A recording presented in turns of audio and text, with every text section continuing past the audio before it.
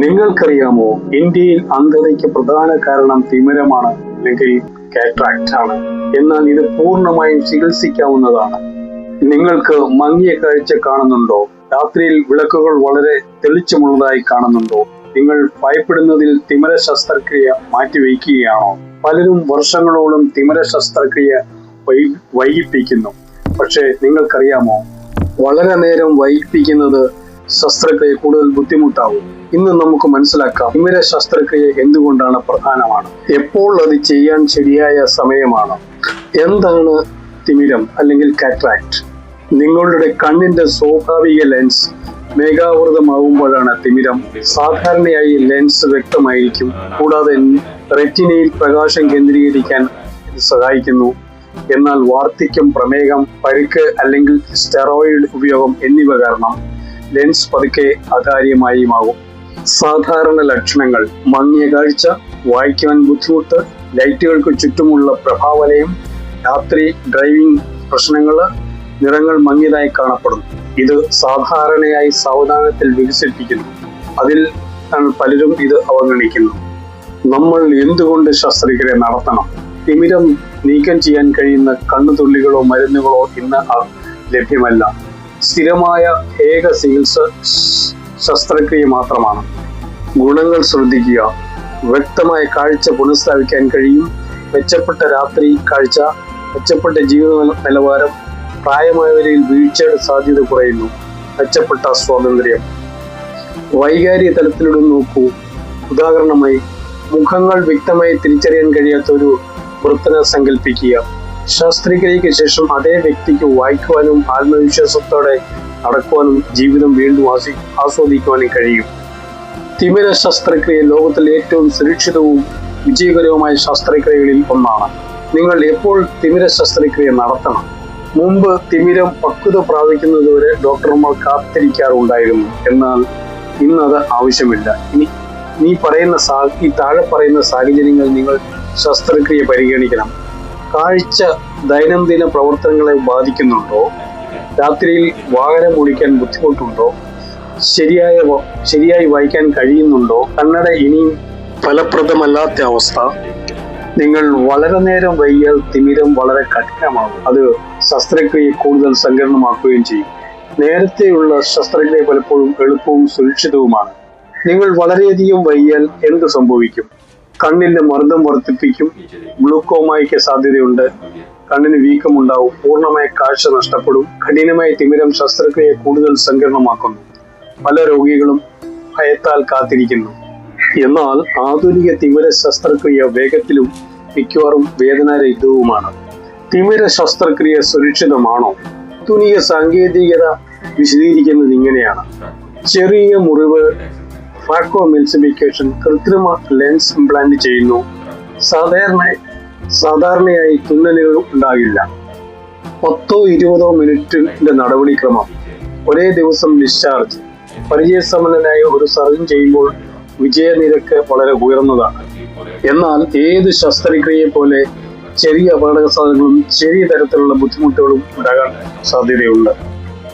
ഗുരുതരമായ സങ്കീർണതകൾ വളരെ വിരളമാണ്. ആരാണ് കൂടുതൽ ശ്രദ്ധിക്കേണ്ടത്? താഴെ പറയുന്ന ആളുകൾ: പ്രമേഹ രോഗികൾ, ഉയർന്ന രക്തസമ്മർദ്ദമുള്ളവർ, മുൻകാല നേത്ര പ്രശ്നങ്ങൾ, സ്റ്റെറോയിഡ് ഉപയോഗിക്കുന്നവർ. കൺസൾട്ടേഷൻ വൈകിപ്പിക്കരുത്.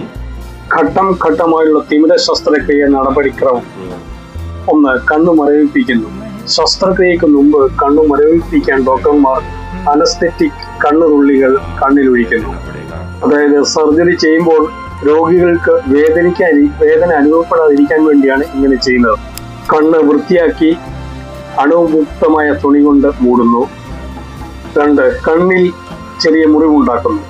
കോർണിയയുടെ അരികിൽ ശസ്ത്രക്രിയാ വിദഗ്ധൻ വളരെ ചെറിയൊരു മുറിവ്, ഏകദേശം 2-3 മില്ലിമീറ്റർ നീളത്തിൽ ഉണ്ടാക്കുന്നു.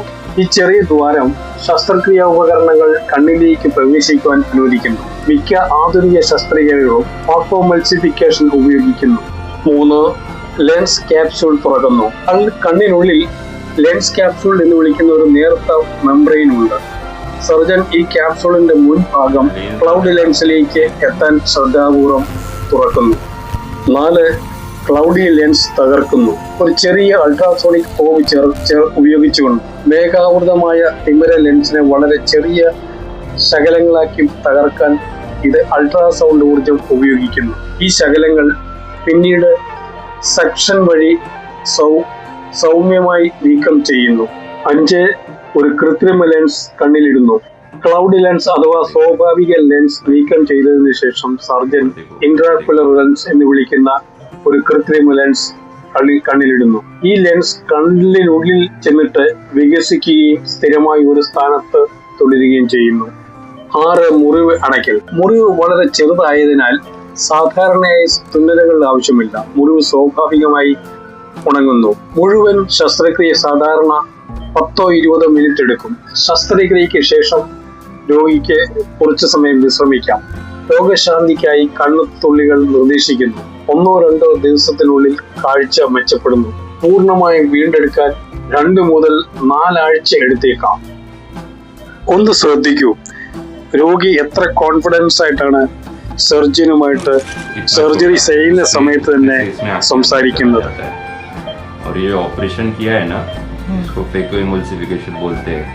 बोले तो लेजर से वो मोतिया आँख के अंदर टुकड़े टुकड़े करके छोटे कर देते हैं और उसके बाद में फिर ये करते हैं.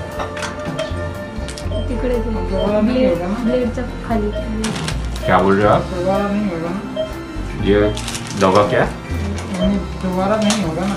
मोतिया दोबारा नहीं होता, एक बार हो गया तो कंप्लीट. രോഗികൾ പ്രധാന ഉപദേശം: രോഗികൾ ഇനി പറയുന്നവ ചെയ്യണം. കണ്ണ് തിരുമുന്നത് ഒഴിവാക്കുക. നിർദ്ദേശിച്ച കണ്ണുതുള്ളികൾ പതിവായി ഉപയോഗിക്കുക. സംരക്ഷണ ഗ്ലാസുകൾ ധരിക്കുക. തുടർ പരിശോധനകളിൽ പങ്കെടുക്കുക. തിമിര ശസ്ത്രക്രിയ ലോകത്തിലെ ഏറ്റവും വിജയകരമായ ശസ്ത്രക്രിയകളിൽ ഒന്നായി കണക്കാക്കപ്പെടുന്നു. എല്ലാ വർഷവും ദശലക്ഷക്കണക്കിന് ആളുകൾ കാഴ്ച പുനഃസ്ഥാപിക്കുന്നു. തിമിര ശസ്ത്രക്രിയയിൽ ഉപയോഗിക്കുന്ന ഉപകരണങ്ങളും അവയുടെ പ്രവർത്തനങ്ങളും: 1. Operating microscope. ഉയർന്ന മാഗ്നിഫിക്കേഷനും തിളക്കമുള്ള പ്രകാശവും നൽകുന്നതിനാൽ ശസ്ത്രക്രിയാ വിദഗ്ധന് കണ്ണിന്റെ ചെറിയ ഘടനകൾ വ്യക്തമായി കാണാൻ കഴിയുന്നു. സൂക്ഷ്മമായ നേത്ര ശസ്ത്രക്രിയ നടത്താൻ അത്യാവശ്യമാണ് ഇത്. 2. Phacoemulsification machine. Phacoemulsification മേഘാവൃതമായ തിമിര ലെൻസിനെ ചെറിയ കഷണങ്ങളാക്കി തകർക്കുവാൻ അൾട്രാസൗണ്ട് ഊർജം ഉപയോഗിക്കുന്നതിൽ ഇത് സഹായിക്കുന്നു. ഈ ശകലങ്ങൾ പിന്നീട് കണ്ണിൽ നിന്ന് വലിച്ചെടുക്കപ്പെടുന്നു. 3. Phaco probe. ഫാക്കോ മെഷീനുമായി ബന്ധിച്ചിരിക്കുന്ന വളരെ നേർത്ത ഒരു ഉപകരണമാണിത്. തിമിര ലെൻസിനെ തകർക്കാൻ ഇത് അൾട്രാസൗണ്ട് വൈബ്രേഷൻ നൽകുന്നു. 4. കെരട്ടോം ബ്ലേഡ്. കണ്ണിലേക്ക് പ്രവേശിക്കുന്നതിനായി കോർണിയയിൽ ഒരു ചെറിയ മുറിവ് സൃഷ്ടിക്കാൻ ഉപയോഗിക്കുന്ന ഒരു ചെറിയ സർജിക്കൽ ബ്ലേഡ്. 5. ക്യാപ്സുലോറക്റ്റിക്സ് ഫോർസെപ്സ്. തിമിര ലെൻസ് നീക്കം ചെയ്യാൻ കഴിയുന്ന തരത്തിൽ ലെൻസ് ക്യാപ്സൂളിൽ ഒരു വൃത്താകൃതിയിലുള്ള ദ്വാരം സൃഷ്ടിക്കാൻ ഇത് ഉപയോഗിക്കുന്നു. 6. Irrigation and aspiration system. കണ്ണിനുള്ളിലെ ദ്രാവക സന്തുലനാവസ്ഥ നിലനിർത്താൻ തകർന്ന തിമിര കഷ്ണങ്ങളെ സുരക്ഷിതമായി കഴുകി പുറത്തേക്ക് പോകാൻ വേണ്ടി സഹായിക്കുന്നു. 7. Intraocular lens ejector. Intraocular lens എന്നറിയപ്പെടുന്ന ഈ കൃത്രിമ ലെൻസ് തിരികാൻ ഉപയോഗിക്കുന്നു. ചെറിയ മുറിവിലൂടെ മടക്കിയ കൃത്രിമ ലെൻസിനെ കണ്ണിലേക്ക് കുത്തിവയ്ക്കുന്നു. തുടർന്ന് ലെൻസ് തുറന്ന് സ്ഥിരമായ ഒരു സ്ഥാനത്ത് തുടരുന്നു. 8. വിസ്കലോസ്റ്റിക് ഉപകരണം. കണ്ണിലേക്ക് കുത്തിവയ്ക്കുന്ന ഒരു ജെൽ പോലെയുള്ള പദാർത്ഥം സൂക്ഷ്മമായ കണ്ണിന്റെ കലകളെ സംരക്ഷിക്കുകയും ശസ്ത്രക്രിയക്കിടയിൽ സ്ഥലം നിലനിർത്തുകയും ചെയ്യുന്നു. 9. Eye speculum. ശസ്ത്രക്രിയക്കിടയിൽ കൺപോളകൾ തുറന്നിടുന്നു. അതുവഴി സർജന് സുരക്ഷിതമായി പ്രവർത്തിക്കുവാൻ കഴിയും. തിമിരം ഭയപ്പെടേണ്ട ഒന്നല്ല, ഇത് വാർദ്ധക്യത്തിന്റെ സ്വാഭാവിക ഭാഗമാണ്. എന്നാൽ ചികിത്സ വൈകുന്നത് നിങ്ങളുടെ ജീവിത നിലവാരം കുറയ്ക്കും.